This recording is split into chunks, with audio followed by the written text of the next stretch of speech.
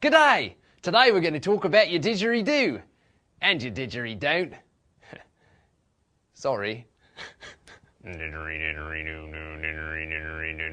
Sounds kind of like that. Didgeridoo. It's the weird sounding Aboriginal instrument you usually only hear in commercials or movies that have something to do with Australia. The land down under. Down under what, mate? Makes it sound like we're at the bottom of something. The world. It's a pretty simple instrument. It has no keys, no valves, no slides, reeds, or strings. It's pretty much just a mouthpiece on a long tube. Simple. That's the way we like it. Some people say it's the oldest instrument in the world, but the human voice and the drum have to have it beat, which means it slides into a comfortable third place. Just where you want to be.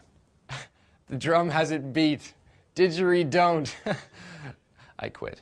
Aborigines down under go for very long walks and look for young eucalyptus trees that have been hollowed out by termites. We don't really have enough time to do that, so we're just going to make ours out of a piece of PVC pipe.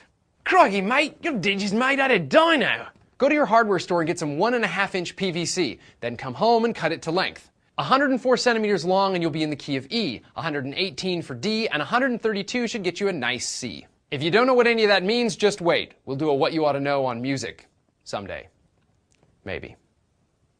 Don't hold your breath. You can make a mouthpiece out of additional PVC or beeswax or cut out a bit of a milk jug like I did. The idea is just to close up the hole a little bit and make it more manageable to play. Simple, right? Cut pipe, additional mouthpiece, ready to play. We like it simple.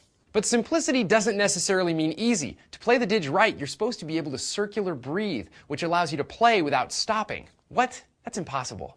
Impossible? What, like throwing a stick and having it come back at you? The airflow obviously can't go both ways at the same time, so you have to puff your cheeks and then squeeze the air out of your cheeks as you sniff through your nose so you can keep playing.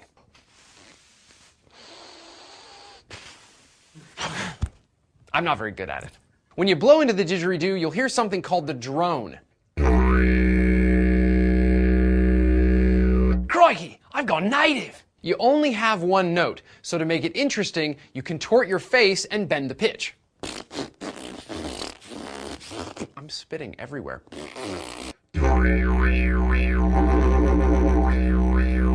You're also supposed to make other noises at the same time. Most of them are patterned after animals like dingoes, kangaroos, and kookaburras. So while you're blowing into the didgeridoo, you're supposed to growl or bark like a dog at the same time. Sounds like a dingo playing a didgeridoo. Crikey. I've heard that the music and underlying animal noises are supposed to tell a story. So there I was, mate, out in the outback tracking down a wallaby tucker when a dingo came and bit me arm off.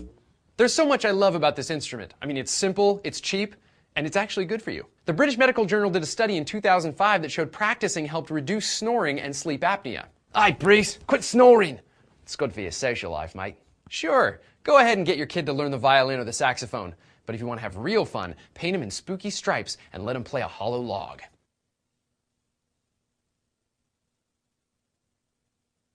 Crikey!